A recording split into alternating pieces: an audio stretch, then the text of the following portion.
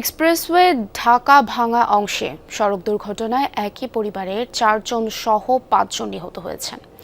আহত হয়েছেন 2 শিশু। পুলিশ জানায়, ঢাকা থেকে যশোর যাওয়ার পথে মালিগ্রামে দাঁড়িয়ে থাকা সিলিন্ডার বোঝাই ট্রাককে পেছন থেকে ধাক্কা দেয় প্রাইভেট কারটি।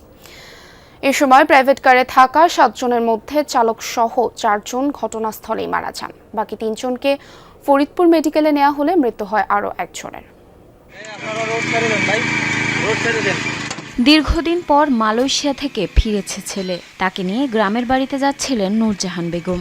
ছেলে ফেরার আনন্দ মুহূর্তেই বিষাদে পরিণত হলো। স্থানীয়রা জানায়, ভোর 4:30টার দিকে ঢাকা থেকে যশোরের দিকে যাচ্ছিল একটি প্রাইভেট কার। ঢাকা ভাঙা এক্সপ্রেসওয়ের ফরিদপুর অংশের মালিগ্রাম এলাকায় পৌঁছালে গাড়িটি নিয়ন্ত্রণ হারিয়ে দাঁড়িয়ে থাকা একটি গ্যাস সিলিন্ডার বোঝাই ট্রাকের পেছনে ধাক্কা দেয়। এ সময় ঘটনাস্থলেই মারা যান গাড়িতে থাকা নূরজাহান, তার 2 সন্তান আরিফ ও আয়েশা এবং চালক জাহিদ। ভোর 4:30টার দিকে ফোন পাই যে মালিগ্রাম অ্যাক্সিডেন্ট করছে। দ্রুতভাবে যাইয়ে দেখি যে প্রাইভেট কার মারিয়েছে ট্রাকের পিছনে যাইয়া। ট্রাকের পিছনে আর একটা প্রাইভেট কার দ্রুত গতিতে চলছিল, তখন নিয়ন্ত্রণ হারিয়ে ওই প্রাইভেট কার ট্রাকের ভিতরের অংশে ঢুকে যাওয়ার পরেই একজন শিশু সহ মোট 5 জন নিহত হয়েছেন।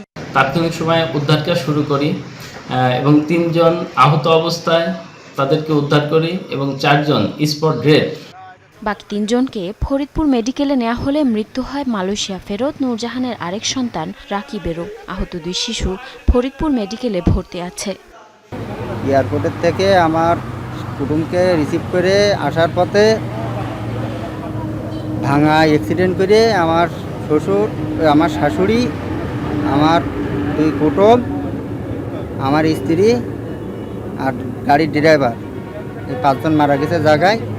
আর আমার ছোট বাচ্চা আছে, একটা ছেলে একটা মেয়ে, এরা 2 জন হসপিটালে ভর্তি আছে। তার লাশের যে অবস্থা, আমার জীবনে এরকম কখনো দেখিনি, এত মর্মান্তিক অবস্থা।